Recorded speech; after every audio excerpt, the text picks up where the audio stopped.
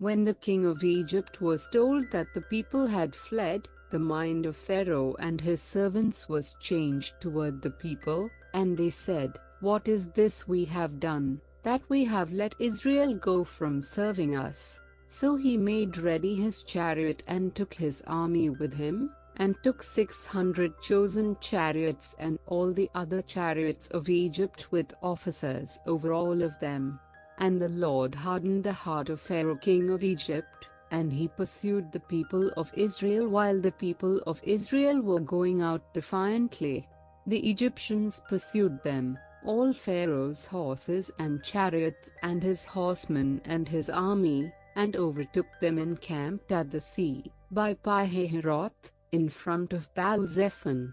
When Pharaoh drew near, the people of Israel lifted up their eyes, and behold, the Egyptians were marching after them, and they feared greatly.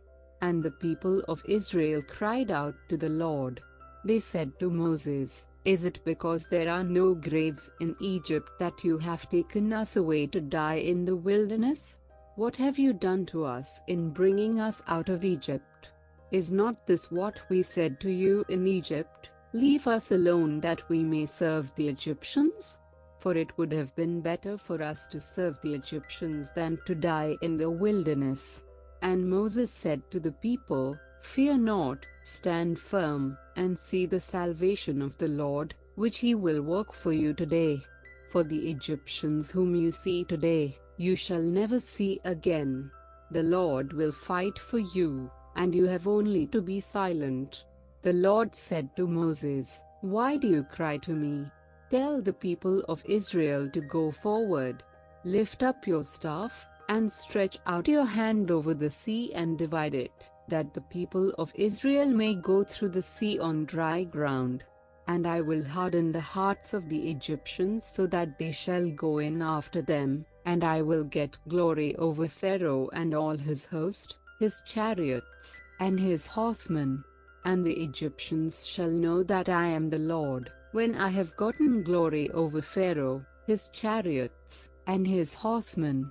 Then the angel of God who was going before the host of Israel moved and went behind them, and the pillar of cloud moved from before them and stood behind them, coming between the host of Egypt and the host of Israel. And there was the cloud and the darkness, and it lit up the night without one coming near the other all night. Then Moses stretched out his hand over the sea, and the Lord drove the sea back by a strong east wind all night and made the sea dry land, and the waters were divided. And the people of Israel went into the midst of the sea on dry ground, the waters being a wall to them on their right hand and on their left. The Egyptians pursued and went in after them into the midst of the sea, all Pharaoh's horses, his chariots, and his horsemen.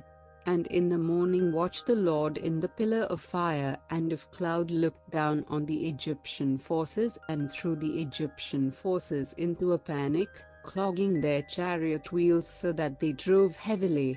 And the Egyptians said, "Let us flee from before Israel, for the Lord fights for them against the Egyptians." Then the Lord said to Moses, "Stretch out your hand over the sea, that the water may come back upon the Egyptians, upon their chariots, and upon their horsemen." So Moses stretched out his hand over the sea, and the sea returned to its normal course when the morning appeared.